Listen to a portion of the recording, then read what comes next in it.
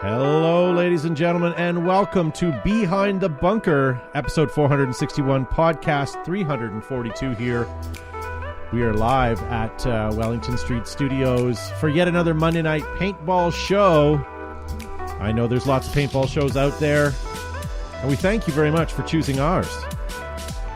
My name is Todd Ansich, guys. With me, I have in studio Joe Kimson from Flag Raiders Paintball. Greetings and thanks for tuning in tonight to beautiful Behind the Bunker. We are tanned and we are burnt from being outside in blistering heat all weekend, but we had lots of walk-on players, rental players, and lots of airsoft guys. So it was a solid weekend of paintball at Flag Raiders. So if you're out looking to get out, it's the time to get out.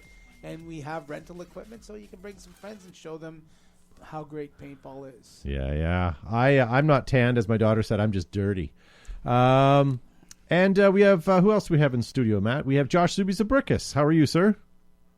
Yes, sir. I, too, am tanned. Sadly, it's not from playing paintball this weekend. It's from playing Bob the Builder, repairing the deck. His erotic deck, if you listen to previous shows. Yes. Is that what he says? Is that what he called it, the erotic deck? Yeah. One of you did. It wasn't me. I think you misspoke, and that's what we thought we heard you say. But following closely, looking over Josh's fence, we have Gavin Sharma from TerraTech Industries. That's right, Gavin Sharma from TerraTech Industries here. And ladies and gentlemen, happy belated Canada Day. Happy belated Independence Day, 4th of July. Some of us celebrated a little bit differently. Others celebrated pretty much the same, and talking about pretty much the same celebrations. It's Behind the Bunker on Monday night.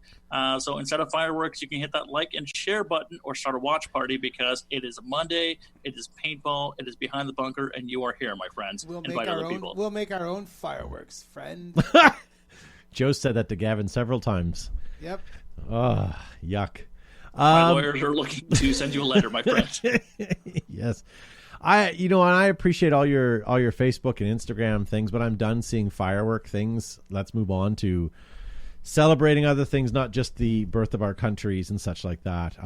Much like Thanksgiving, you guys celebrated yours on the wrong day. Canada Day was on the 1st of July. You guys celebrate. What did they celebrate? Is it not? It's not Memorial Day. It's just July 4th. It's Independence Day. Independence Day. That's what it's called. It's called Treason Day. Yes, Treason Day. So regardless of politics, thank you guys for joining us. This is Behind the Bunker, our weekly paintball show. Let me see what I got loaded up here. So tonight, ladies and gentlemen, we're going to be watching you in the live chat. We want to know, what is the worst weather you guys have played in? Joe and I just suffered through an entire weekend of what one can only call a humid hot box of weather over the weekend. It was 30-something feeling like 40-something, and the percentage of humidity was ridiculously high, and it was uncomfortable to be outside. But yet we still had people with smiles on their faces playing paintball, but you could tell that by the end of the day they were done. So it kind of inspired me today to kind of ask you guys, what was the worst weather that you have been in?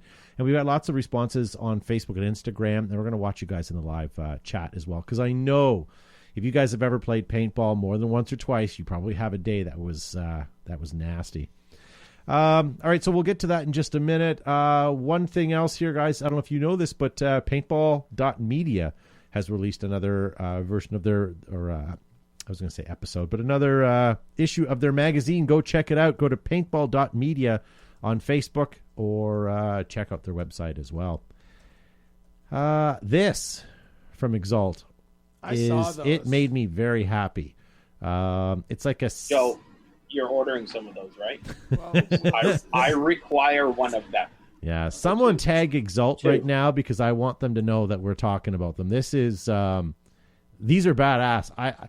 Having to wear a mask at the field is fine, but I have something similar to this already, but it's not nearly as cool, where if someone walks up and I have to have a conversation, I can quickly pull that up or down depending on sort of what I'm doing. If I'm working away and no one's around me, I can pull it down. But I'm pretty excited. I do like that very much. So and good. Did I see an all-terrain tiger stripe pattern as well? Ed does a desert tiger stripe that's pretty close to the all-terrain, but it works really nicely. So I think it's a solid one to have. Yeah. Here's Instagram. Here's Exalt's Instagram. If you check it out, it has kind of a black and white tiger stripe, couple other patterns there. So, but we'll talk about that more as the show goes on. So Ed, if you're watching, I'm small. Just so you know. Are you? I wonder if that would make a difference if you need to get different sizes. Called? Buffs. That's what I would call them, right? I don't know if Exalt calls them something different. This picture here from Gary Baum, featured by Paintball.media. Speaking of them, they're releasing daily photos. I saw this, and this is awesome. There's so many things going on in this picture, but poor guy lying down in the snake thinking he's doing a super job. But, he's about to get his. If you look in the very top corner on the right-hand side, there's one of those planes flying over that says, "Eat at Golden Corral." And then if you look in the VIP tent, that's Joe and I having sandwiches. Cold sandwiches. Triangle sandwiches like at funerals. Yep. This here was in Empire Paintball's social media feed there. I like it, but you can see clearly they're shooting or holding onto Enola Gay smoke there, orange. Pretty cool. Matches his jersey. Haven't really been following much of the Ultimate Shootout. It's very cool. I've watched it kind of in passing in short bits, but I haven't really followed it. It's very well done, and I like the coverage of it. But maybe I'll give it a second look. War at its worst, ladies and gentlemen, but paintball at its best. NAMM Tour of Duty, August 15th, 2020. Behind the Bunker is helping Three Rivers Paintball and Mission Masters promote this event. So make sure you guys go check it out if you're able to get there. That's all that I have in the latest and greatest in news. Matt, I forgot to tell you, there's a video on the bottom row, third from the last, and then one to the right that says quiet. Mm-hmm. Can you play... I didn't put the sound properly. You know what? Maybe save it for next. Sure. Maybe save it for next week. I found a video that we were talking about on the weekend at the field that you guys will see it and you'll go, oh, I remember this. It is terrible. We were on that. Are you going to play that? Good for you. I suggested it. I can't play it right now because I didn't put our audio over top of it, so it would have been lost. But we'll do that for next week. So tonight we're talking about weather. We're going to get to that in just a moment. We also have a fresh vault from Joe coming up. We have a Mag Fetish segment, maybe Price is Right, and a couple questions that you guys have sent in that we'll get to as well. You want to start with the vault, Matt? Sure. All right, so tonight's Vault, guys, brought to you by Flagger's Paintball. Check this out. We'll be right back. Hey, it's Joe from Flagger's Paintball. We're here with another segment of From the Vault where we go back in history, back into the early days of paintball. Today I have a pair of my very own olive green Vents Predator goggles. These were arguably my favorite paintball goggles ever. The soft neoprene gave you lots of protection. I particularly liked the strap. It would do up nicely, clip, and easy to adjust. This one has a second generation camouflage strap. It's got a tinted yellow lens, but these are awesome. Lots of protection, even from a rental mask. With the closed cell neoprene foam, they dried really well. These are super comfortable. They fit everybody with eyeglasses or whatever you needed, but these were fantastic back in the day. I think they would probably even work with a bump helmet if you took the forehead protection off. Who knows? Guys, you've been watching From the Vault. I'm Behind the Bunker. See you soon. Pew pew.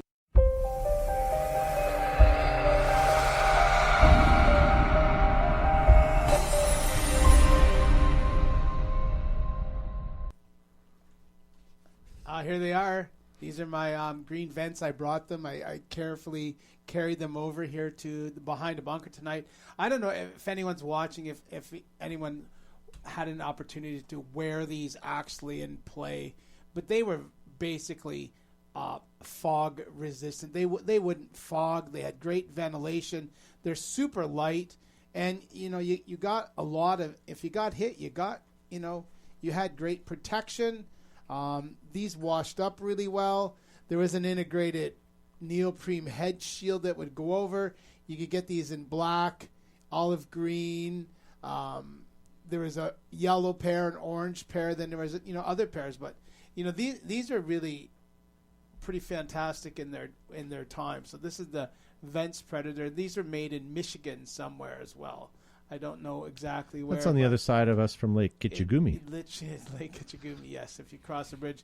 And the clasp did up. The clasp wouldn't probably meet ASTM standards now, but, if it was done upright, it was great. And you could, like many other things that reach around the back, you could undo it with one finger if you want. Boom.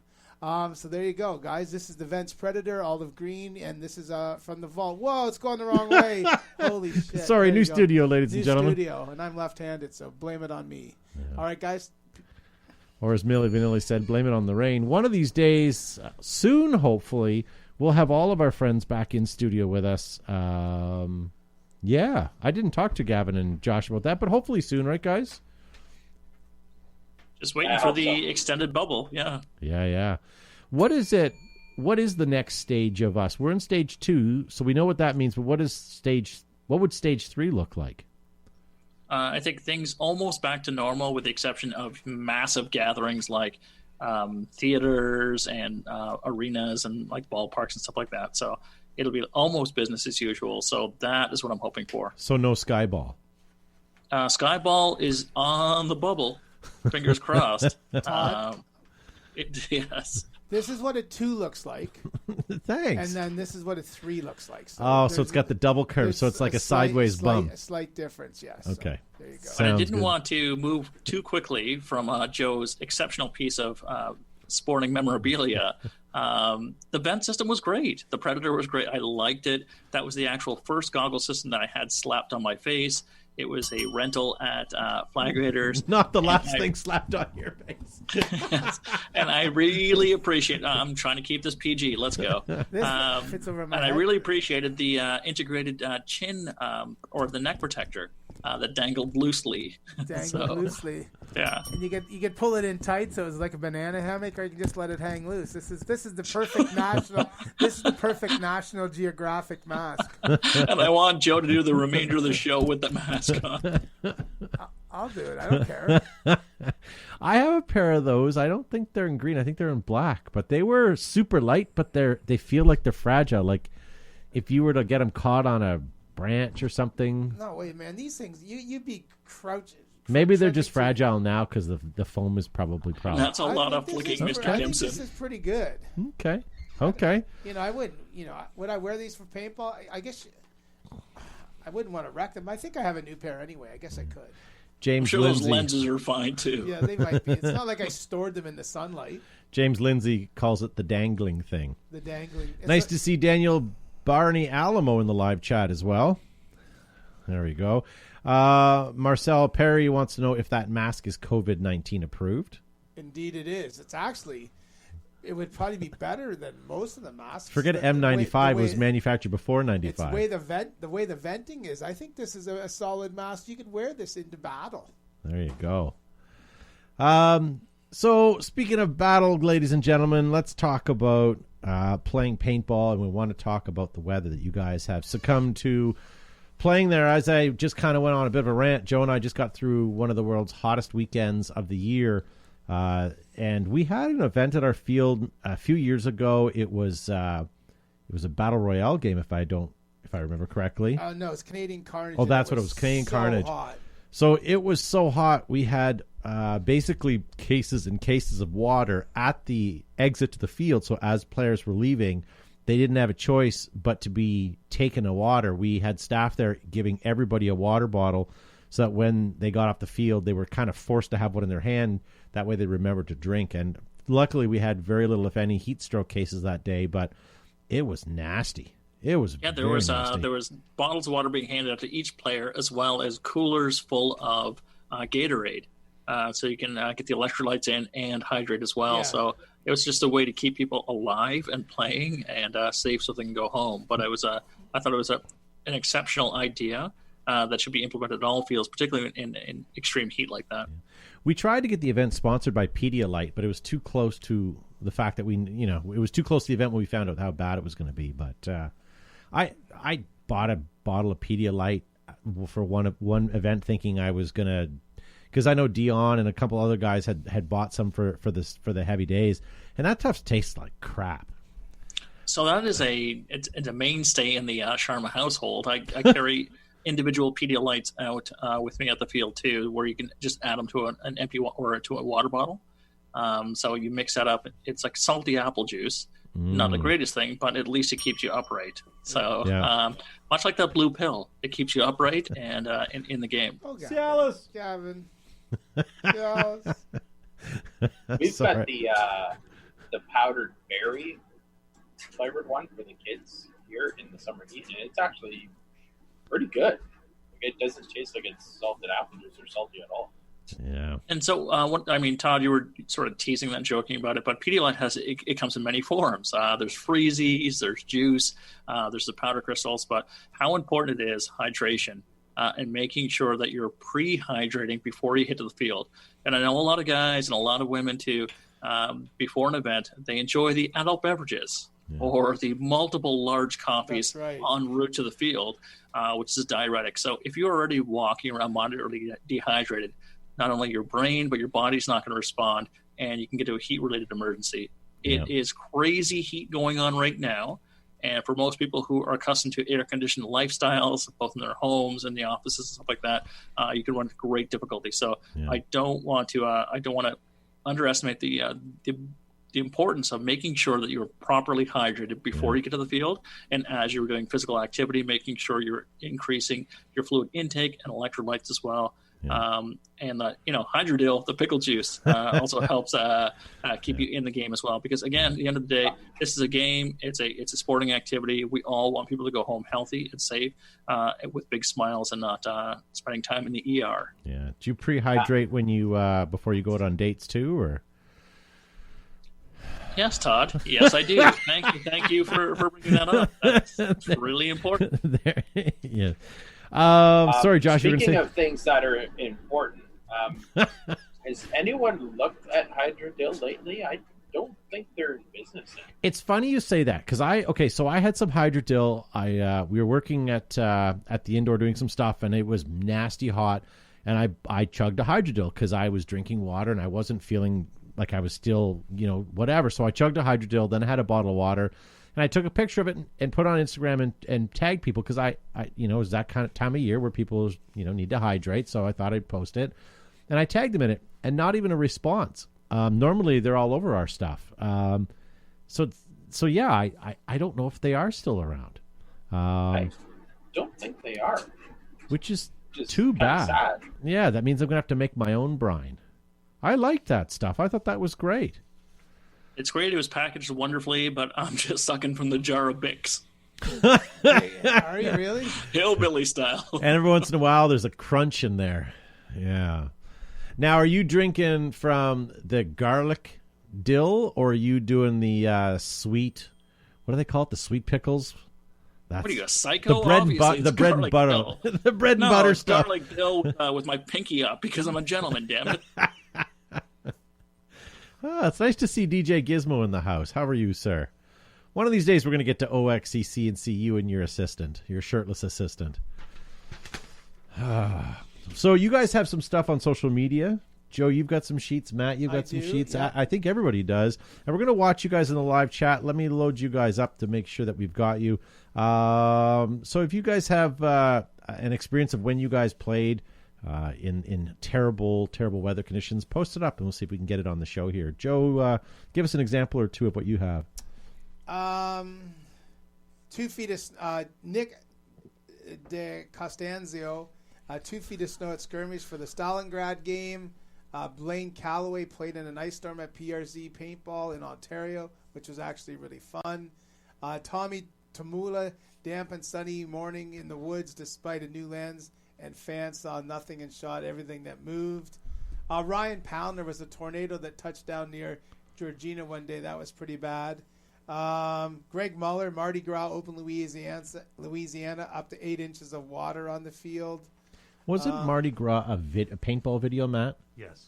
Yeah. Might have been. But what tournament series was that featuring? Do you remember? Was it NPPL?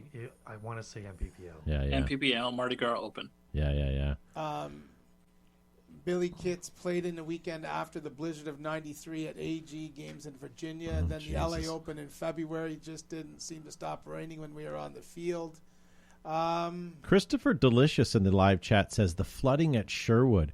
We had an event at our field, a national event that came through, and it rained so hard that it dropped, I don't want to exaggerate, Joe, somewhere between a foot and 16 inches of rain in about 40 minutes. At the outdoor, yeah. And we had to get pumps and stuff. So it basically flooded everywhere. They had to cancel that day's worth of events, which this happened at maybe 2:30 in the afternoon. So most of the days were played.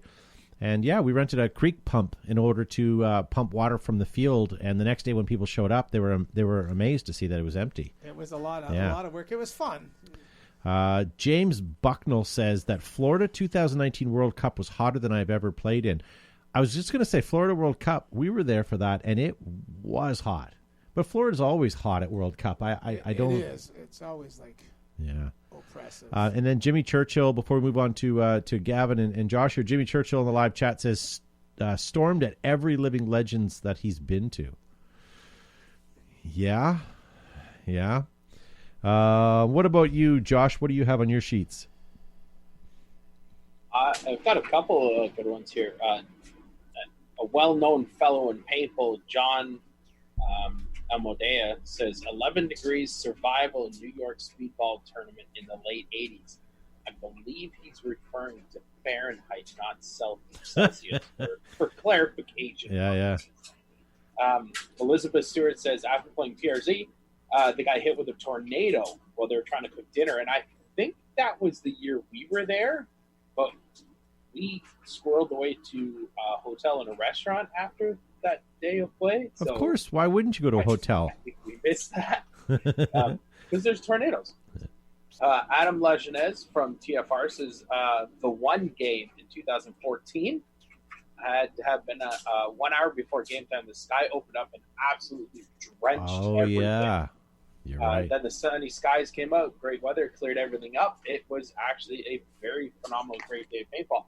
I think what happened was that rain got rid of all that heat, and it was fantastic. Yeah, I remember that. Joseph Rose says 2006 NPPL Huntington Beach. It rained like crazy, and he went through 5 bob-long boards. Yeah, that's never good. One day we'll have a discussion of how to survive paintball in rain. There's lots of tips and tricks that you guys out there have. Josh, do you have a few more, or should we check and see what Gavin has? I've got one from Todd Fahrenhold. It says Blackhawk down at official paintball. Cloud zipped open and dumped a bunch of rain on the field. It says 5 feet. I think maybe he might mean 5 inches in some place. The creek was overflowing. I believe he meant to say crick. Quite possibly, yes. Last one from Nightwing. Well, I'm from Chicago, and this was all in one day. It was sunny, then it snowed, then it hailed, then it rained, then back to sunny, then it snowed again. Finally ended up being back to sunny.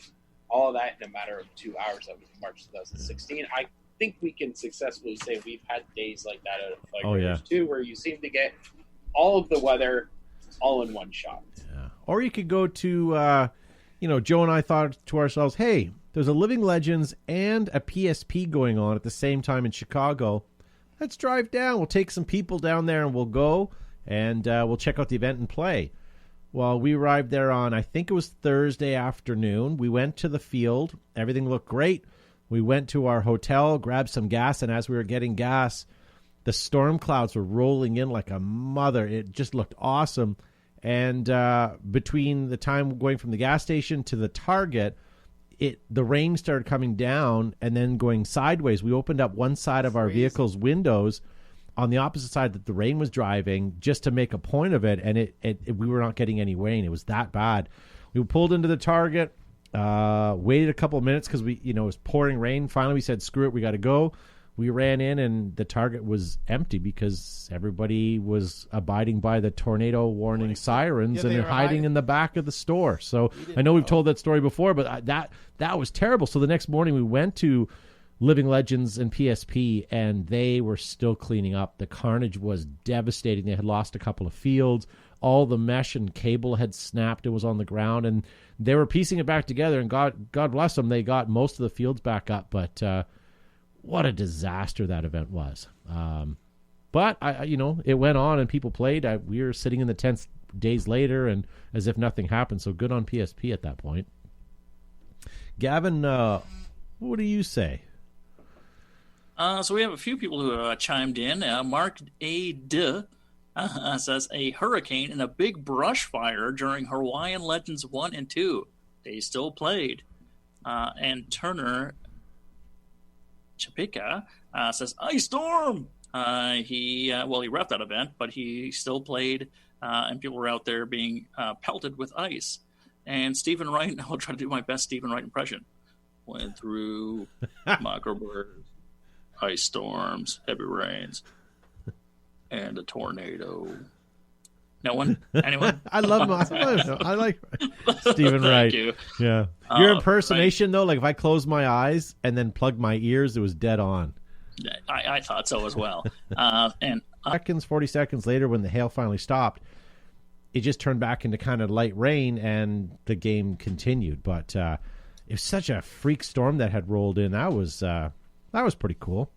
What about you, Joe? Worst time that you've ever played in weather?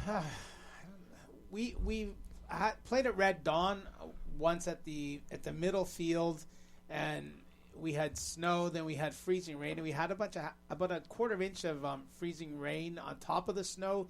You'd be running and you'd be fine, and all of a sudden you'd fall through and you'd bang your knees. That was interesting. Then we had a couple Red Dawns that were like bitterly cold, like minus 25 degrees Celsius, and people were still playing. And then we've had some days at the outdoor that have just poured rain, and you can't do anything but sort of smile. Stinging rain, that kind of rain. Yeah. What about you, Josh? Worst weather you've been in?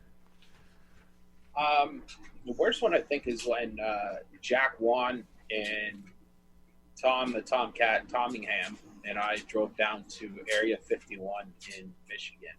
And it was cold, which is fine. I can deal with cold. But once the cold started, the wind picked up a little bit, and then it started raining.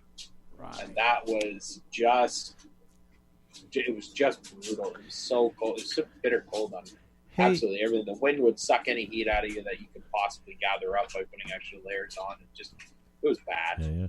Hey, Josh, speaking of you and Tomcat Cunningham, remember the day we were out at the field? It might have been Red Dawn. It was definitely snow on the ground, and I took one of the Air Up's bunkers, and we started using it as a toboggan, sliding down a hill, and we found out that you have to you can't use it fully inflated because it just wouldn't slide because it was too full. We had to half deflate it, and we were having a hard time. Tom could just not get to the bottom of the field without falling off, and you and I maybe had one or two good attempts, but it was that was a fun day. I think he took about 9 or 10 runs at that hill and kept face planting every single time. Yeah. Yeah, it was pretty fun. Garvin, what about you? It wasn't actually a playing; it was a repping. It was the CXPL tournament in Essex, just outside of Windsor, and it was literally 4 seasons in one day. So I remember the morning starting off frigidly cold, frost everywhere, where we thought we were going to get frostbite. We're all layered up. By midday, it was monsoon, tsunami type rains. And winds that actually, we had to stop the games because people couldn't even see because there was that much rain and wind, which actually took down some of the meshing and all that. And anyway, and then later on in the afternoon, it was insane heat where people were dropping like flies from heat exhaustion, including some of the ref staff as well. So it went from like frostbite to heat exhaustion, soaked to the bone, and that was the last time I actually repped the CXPL. Because it was I shared the story numerous times on the show, but soaked to the bone, still in gear, just wanting to get home. But the players were thankful. Stopped at the gas station for something to eat, and it was either gas station sushi or Lunchables. Sitting there, eating cold Lunchables. In the passenger side seat, thinking, what the hell am I doing with my life? All right, well, here's the question. Would you rather play in the heat or the downright cold? See, I would rather do the cold because at least you can jump into a car or whatever and maybe warm up. But the heat, like, you can't escape it. It's everywhere. So oppressive, Yeah, extremes impact your body and your brain differently, right? So I think you're far more functional in the extreme cold versus the extreme heat, right? Because more systems, I think, shut down quicker in the extreme heat. So, but you know what? I'm an island man, right? It's my people, so I'm genetically predisposed to make sure that I excel in the heat. Yeah. So that's what I'm leaning towards. Yeah. I'd rather play in the heat as well, if you're going to ask me. By the way, nice to see David Justice in the live chat. David, how are you, sir? Chica Estrada says he would play in both. Well, I think we all would, and that's a problem. Like, we all play fairly religiously, and that's why we end up in these situations with the weather.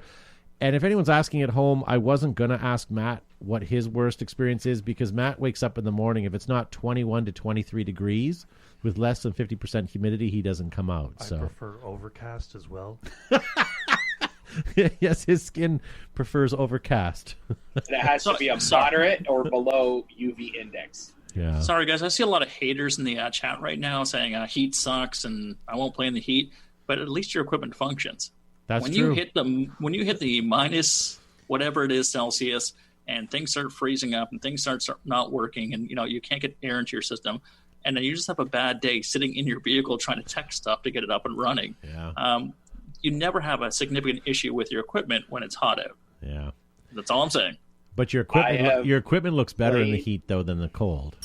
I've played events too where we've brought those like heat pack things. You take them out, you shake them up a little bit. Yep. I've played events where we've actually taped those to our markers just to keep them functioning. Oh yeah, I was an idiot. I play with my DM4 in a winter big game because that's the gun I wanted to use, and I wrapped a wool sock around my gun with duct tape, and right against the body frame on both sides, I had a those you're talking like the finger mitt warmers, and it worked. It worked just fine, but it was kind of silly, that's for sure. Unless you guys have anything else that you guys want to add, should we move on? I think so. Okay, because there's something that I wanted to talk to you guys about. Did you know that my good friends over at Planet Eclipse were the creators of the most incredible tournament paintball markers, soft goods, and gear? In fact, they have the winningest paintball markers in paintball, and now innovators in mechanical actions, including the M170R and the MG100 MagFed Marvel. Check them out today. Enola Gay is the world's leading manufacturer of smoke grenades, thunder flash, airsoft, and paintball grenades for use in theater, film, photography, and, of course, paintball. Pull a tab at your next event. #PopSmoke. And Arabs are proudly made in the United States of America. Their thick welded seams, stainless steel hardware, multiple color options, and layouts are available. 2020 is here, and their fields are shipping now. Ask about full color printing and custom logo options. Make sure you customize your next field with Arabs. Ruthless Paintball Products caters to both professional players and weekend warriors. They have set a new level of paintball playing apparel. You can head over to their website now and use our BTB15 promo code for 15% off. And more than just swabs and pads, Exalt is a way of life. Available at discerning retailers, fields, shops, and shows. Tournament ready, battle proven, and now with their new neck thingy, the Gator. Make sure you hit them up right now for your neck gator and all your paintball needs at Exalt. Is neck gator a one word or two word? Oh, sure. It's like alligator, isn't it? Neck gator. And in the beginning, you fall out of a tree. You stumble down a rocky cliff. You wade chest deep through a mosquito-infested bog, and you realize you're surrounded. It's party time. You own a Tipman. Now combined Empire, JT Tipman, and V-Force, and you get the world's largest distributor of everything paintball. GI Sports. Boom. DLX Technologies is the manufacturer of the Lux paintball marker, as well as other great product lines like the SP Shocker, the GOG Enemy, and the Freak Barrels, just to name a few. A longtime paintball manufacturer, they've got the gear that you can trust, and the gear is outstanding. Oh, for over 50 years, Altama has proudly carried militaries from across the globe through every challenging environment, including malls, jungles, deserts, urban battle zones, and pandemics. In the beginning. Make Altama your next paintball, airsoft, or everyday shoe. Look for Altama, Original SWAT, and First Tactical at a leading retailer near you. Folks, let me tell you about ninjas. Not all of them wear black.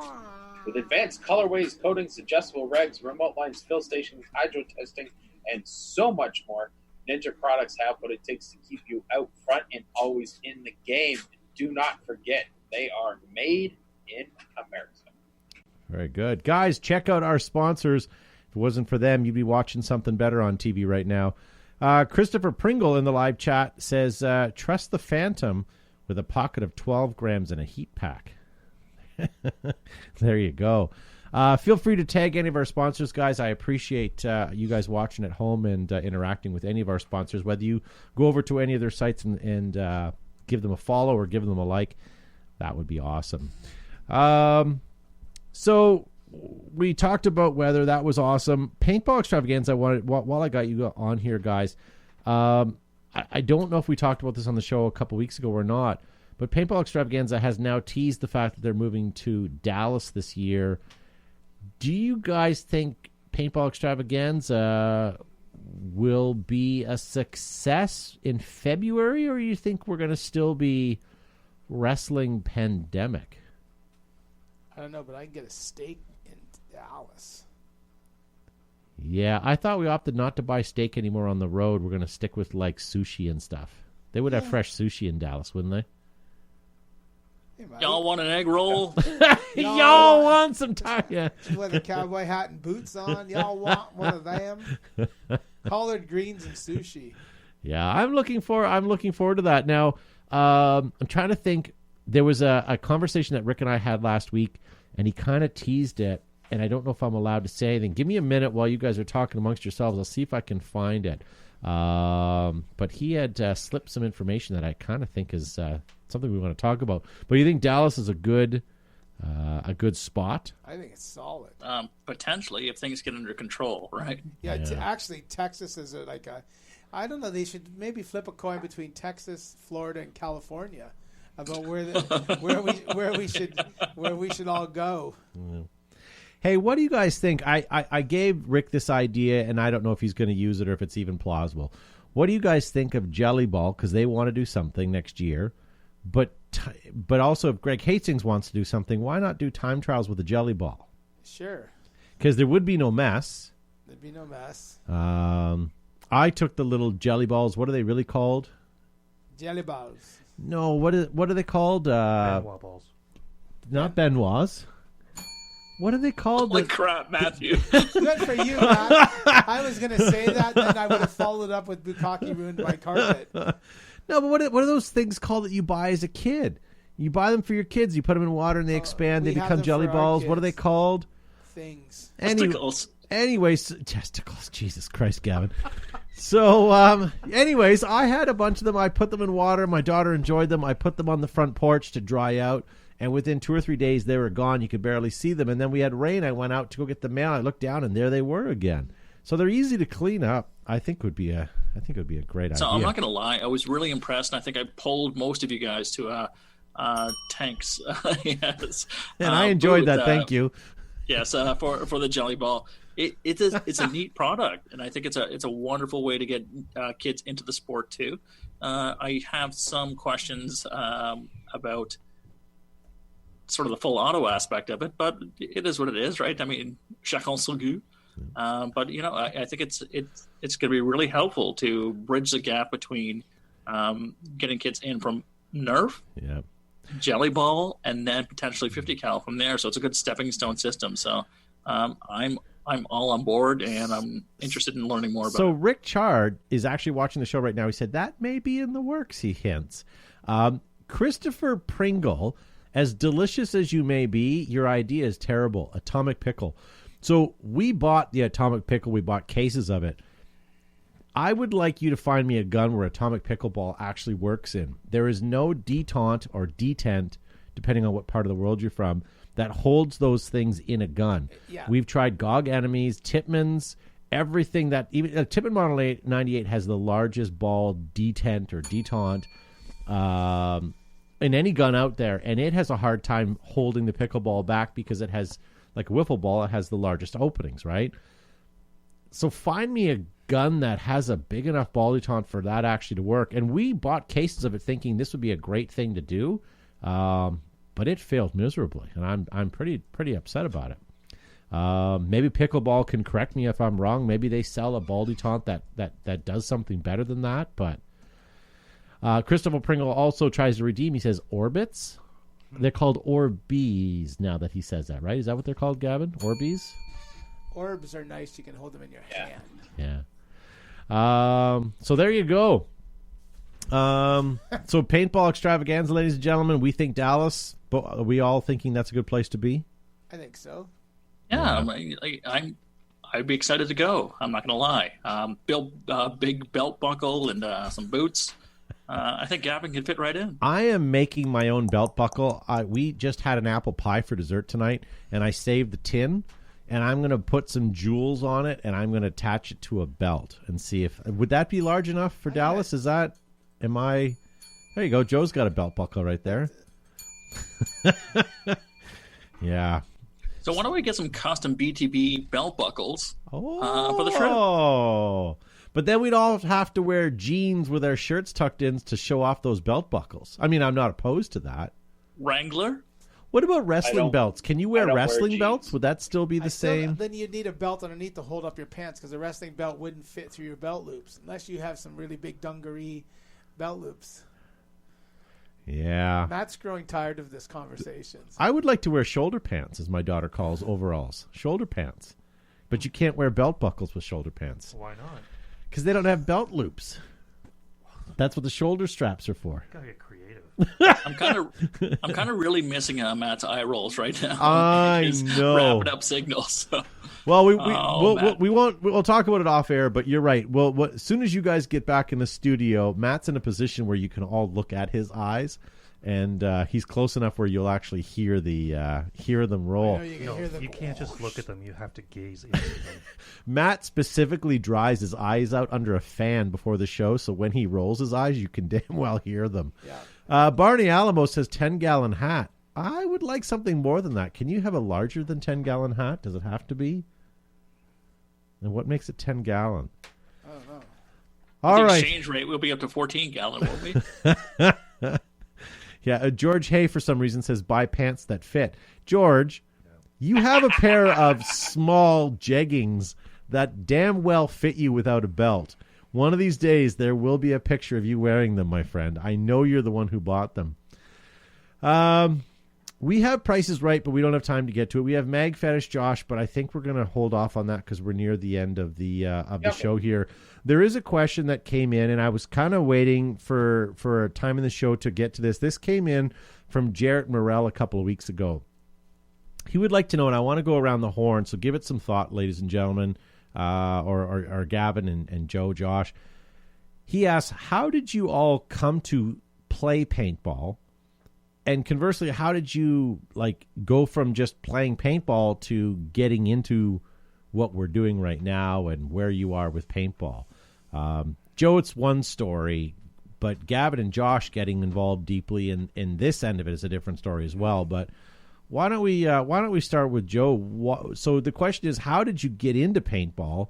And how did you get so deep into it, I guess? So the first time we before we knew the survival game existed, we were still, late teenage guys, and we still liked playing sort of army and war, and we were creeping around in our camouflage and stuff, just playing, I guess we're playing army for lack of a better term. And someone said, hey, I heard about this thing called a survival game where you go shoot people.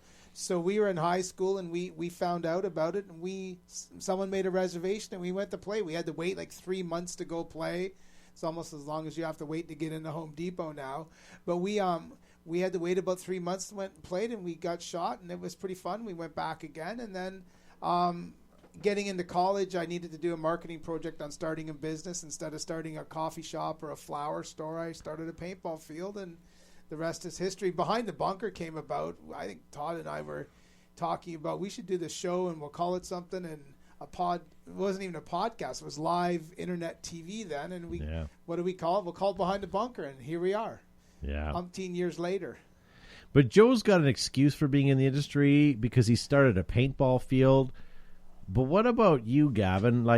Let's talk about. Let's pretend this is a Marvel comic movie. What's your origin story? So there's some internet footage of this, and I've talked about this on the show before. It always appealed to me. So I grew up in Cambridge, Ontario, played lots of Capture the Flag, Cops and Robbers, Army, and paintball was sort of the natural progression next, right, after sort of the video games. And there was this one field called Flag Raiders Paintball and it was in the 80s. And I remember seeing it was from the bunker, I think, newsletter. One of my friends at school had, and it talked about paintball, and you can go out and play. And I really wanted to play really, really desperately. But my parents would not sign the waiver because they didn't believe in war games. They didn't believe in killing people and glorifying that. So I actually had to wait till I was 18 in order to sign my own waiver. And it was through a group of my brother's friends who had all these wonderful coupons to go out and play. and that's how that's how it was. So the night before, we drove up to an hour away from us to a surplus store to pick up some camouflage because that was necessary in order to go out and play. And I just had the best time ever. And Joe was very welcoming, accommodating. Clearly he was. He's like a virus. Once you get him, you can't get rid of him. It's like a crack. He's a crack dealer, is how I pose it. And it was just a wonderful opportunity and experience. And I wish I had experienced it earlier, because you got to remember this was like the early 90s or like late 80s, early 90s, when it wasn't as accessible. Right. So this was all really like word of mouth or like mailers. So there's a lot of misinformation about it. Yellow Pages was a huge market for it, right, in terms of the advertisement. But for the regular Pat and Steve, they just didn't understand what the sport was about. But it really connected with myself and my brother, and it was fantastic. And that's how I got hooked into it. And not only did I enjoy the sport and want to play as often as I possibly could, I started really annoying the owner, Joe. Hanging around and hey, you would know Michael Belletti. But I worked my way into building more game time in by working at the field, right? So it started off as refereeing because I had a love for the game, whether I was playing it or whether I was just being around it and supervising it, to working the counter and then being like the Walmart greeter guy. Like it was a natural evolution for something that was sort of in my soul and ready just to be ignited. And I think that speaks to a lot of people's experiences too, right? Yeah. But again, starting off earlier on, there's a lot of misinformation about the sport. But as I talked to my parents later on, and they saw the positive impact on it happen in my life and those of my peers, that they wish they had known and had been exposed to what the culture is really about, and they would have signed that waiver much earlier on. So I think the youth of today have it so much easier than me trying to sell to my immigrant parents, right? Hey, so about playing the game. So Dwayne King in the live chat says, Gavin, if you still need a legal guardian to sign your waiver, he can do it. But how did you go from Gavin Sharma, 18 years old, playing paintball, to getting involved with Behind the Bunker? Like, I think you were just in the wrong place at the wrong time. I think because of CRTC, because we're in Canada, content, you need some diversity. And that's why I'm here, right? I have little experience and little to offer the actual program other than my pigmentation. And that takes your 10% of time off. Josh, we should move over to you, sir. How did you get involved in paintball?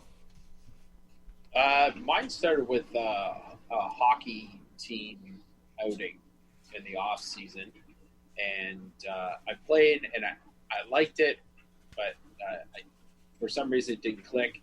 And then I got to play again when I went away to college. And the second that happened, I was in. And spent a few years there being a broke student and only being able to play when we could return enough empties to go. And when I moved back to Cambridge, I got, my first big people job. And from there on out, it's just been a slow and steady addiction that I have no intentions of fixing. How did you and Behind the Bunker come to get together, Josh? Like, I see the fit, and you're perfect for the show. But how did that whole thing start? How did we convince Josh Zuby-Zabrickas to be on the show? How did that whole thing happen? Were you drunk? Well, first of all, it was your fault. I can chime in and give the actual information, but you go ahead, Josh, with your bullshit. So at the field, I think it was at the field one night, it was just like, hey, we're doing a show. You should come by. It's in the basement of a store. And I was like, oh, And I think there was a mention of some cookies, which I still haven't seen. But I wandered on down there, and that was sort of my first show. Yeah, back when we used to have craft services. So the Yeah. real story is Josh and I used to general the Phoenix Project. So there was the Allied side or the good guy side versus the Axis side or the bad guy side, depending on what the scenario was. And we were opposing generals. And so part of the appeal and the reason why both of us are on the show originally was to help do some marketing and recruitment for our individual sides. So this is during the period of chat forums. When you logged in and you sort of went back and forth online. But this provided a visual source for players to connect with us as being generals and leaders of separate factions. So that happened a couple of times. And then all of a sudden you thought, hey, maybe I like Josh a little bit. I want to spend every Monday with him. So why don't I invite him on the show? And I don't know. You can go on with your Home Depot story, whatever the hell you were talking about, Josh. But that's how it actually started. Yeah. Hey, Was it at Home Depot? But Gavin, I completely forgot that. Didn't forget, but we used to do a newsletter. We used to send out from the bunker. that'd be a good From the Vault segment. A journal for today's modern adventure. Because when we sent it out, it wasn't even called Paintball. I think it was still called Adventure Games or maybe even War Games. So that found its way onto the schoolyard property, much like a Playboy, and it was coveted. And we all gathered around it and read it and just sort of, imagined what it would be like to play against adults. And, this is so I'm a little older than some of the viewers. And so this is around the time when there's a lot of war movies or Vietnam movies coming out. And so we all had this fantasy that we could do that. And we could take on the adults and we can just destroy them. Okay, granted, it was a fantasy, but didn't you guys know that Joe went too far when he was the centerfold? It's still on my wall, Tom. Good for you, Gavin. Yeah. Well, much like Josh, I didn't come for a hockey team. Me and my bodybuilding team all thought that playing paintball would have been a good idea. We were all powerlifters at the time. And that's how I got wrapped. Oh, come on. Yeah. No, the place I worked at, I organized a group, and that's what got me hooked. And then that was the end of it. I tasted paintball, and there I was every weekend for the rest of my life out at the field playing and organizing and doing stuff. And yeah, that was... It is kind of funny the number of people that you hear talk about it, and I said, I played once, and then that was it. It's like it took them over and it bit them. Like, Gavin, you found the flyer. But how can you played not... once and that was it? Like, nobody's out there, and they grow up with their older brother playing, so that they want to try it one day. Well, okay. So speaking of older brother, Dwayne King in the live chat says, "And why does Todd and Matt have the same last name? Did Todd adopt Matt?" No. Where we are, it has a very large Amish community, and there is an awful lot of people with the same last name. So that's just kind of... That'd be true English. When you find people on the street, it's not adoption. I'm going to just jump on. Sean Leonard asked us to describe the new Butcher's Bay field. Sean, Butcher's Bay came about because we had the landing craft at the base of the Guns of Navarone, and it wasn't being utilized because the water course down there had changed and it was constantly wet. It was a long walk. So a couple of the guys decided that they would take the landing craft apart, disassemble it. It was built to be modular, and they reassembled it on the sandy, what we call the washout, in between the Guns Navarone and Firebase Phoenix. So they put the landing craft down there, and then we had a boat down there as well, so we built a dock. So it'd be like a little cove. And then they decided with some pieces that we had leftover wood that they would build a 2-floor sort of base camp that would be a base of operations for Navy SEALs or waterborne operations, and it's really the center of Butchers Bay is really in the hub of so many different fields. So you can radiate to several different fields. You can hit the Guns of Navarone, the French Farm. You can go into Saigon. You can go to the Guns and Firebase Phoenix. You can go to the Laotian village. You can go to the Vietnamese fishing village, and from there to the POW tiger cages. So it's really in a center point, and it's a great hub for games. And we've been playing some attack and defense as well. So it's a pretty neat fielder scenario so far. Yeah.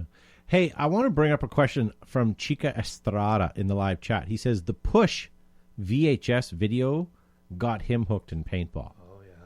I think I'm going to post next week on social media. I'm going to ask the topic for you guys. What hooked you on paintball, or what is your paintball origin? I'll origin story. I'll work on the lingo, but I'll post it up because I'm curious to know what got you guys hooked on paintball. That's a great thing to know, especially from a field owner standpoint. It'd be nice to kind of see if we could recapture that for new customers in order to get them hooked on. So I have some VHS tapes that have pushing in them, but they don't. So my origin story isn't that great. I was in an unfortunate plane crash, and it landed on Joe's property. And I've just been, He's still eating people today. What was the name of that movie? Alive. Oh, for soccer? That was the worst movie. You went from like these dark, desolate scenes inside the fuselage or inside of their shelter to these glorious IMAX theater shots of the snowy mountain, and your eyes are just screaming because it's so bright. Not gonna lie, it was hard to eat my beef jerky while watching that movie. You just said it's the worst movie ever, but Sex in the City was a movie, so I'm confused now. Yeah, that's true. I'll give you that. Although Mr. Big was quite a handsome catch. Shut your mouth. Isn't that the main character, Mr. Big? Maybe, I don't know. You're asking like you don't know, Tom. We've all had girlfriends, and we've all had to watch that show, so you guys can all Hard screw no. off. I have a filter. It's a hard no. Yeah. What's this? Lisa Weber says, oh, okay. Sorry, I started reading this and I got really interested right away. She said, my first experience was as a photographer taking pictures of friends playing. I thought that was going to go somewhere else with that. Sorry, Lisa. So, yeah, pretty neat. We're going to ask for your origin stories next week, ladies and gentlemen, and so stay tuned for that. That's been our paintball show, ladies and gentlemen. Thank you so much for watching. Does anybody have any final thoughts or words or sentiments before we end this? I do. Tomorrow night is Tuesday at the outdoor field, so we have Mission Tuesday from 5 to 9 p.m., so come on out. It's sort of some mission-based games. And the outdoor field is open Saturday and Sunday from 9 a.m. till 4 p.m. If you're coming out, please register, fill out your waiver and your COVID screening document. And Saturday is also open airsoft at the outdoor as well. So come on out and play some. Saturday? Saturday's open airsoft, but there's also rec ball as well. Okay. And then Wednesday night will be some other version of the Kama Sutra positions on. So check that out. Gavin Sharma from TerraTech Industries. Always wonderful to be here, folks. And thank you so much for your contributions in the chat and keeping us company this evening. We certainly appreciate all of your support, not only of the show, but of paintball in general. And on your way out, if you haven't done so, please make sure you hit like, share, and let people know what you do every Monday night. And George, hey, says, when did you open TerraTech? I think that's going to have to be an origin story for another time, but I think we'll get to that. Not a sponsor of the show, but I do have a full expose in terms of how I got into sand. First of all, TerraTech wasn't opened. It was born. Yes, it was born in the dunes of the Sahara. Somewhere, some way, I have a video of TerraTech, a promotional TerraTech video done by Seb, but I have no idea in the hundreds of hard drives not hundreds, but certainly dozens of hard drives that we had over the many years where that video is. But it was awesome. You guys had like it wasn't El Tigre. What were some of the paint brands that he had featured? That the was Matador? Yeah, I can't Yeah, remember. that's There was correct. three different brands. The Matador. I'm going to have to find that. I have no idea where that is, but I'd really love to find that. But anyways, I digress. Josh, thank you for being on the show tonight. Oh, Oh, thank you. And thank you to everyone who liked and shared the show. As usual, the rest of you who didn't, you're dead to us. Yeah. On the way out. Good suggestion. Make sure you guys hit that like and share button. I appreciate it, ladies and gentlemen. And thank you to Matt for pushing all the buttons. Yeah, you're welcome. And ladies and gentlemen, thank you so much for watching. If you guys enjoyed the show, make sure you guys check it out on our podcast version, which is available on iTunes or anywhere that you guys get your better podcasts from. Thank you to all of our sponsors. Thank you to you guys for listening. Thank you to all the co-hosts, and we'll see you guys next week.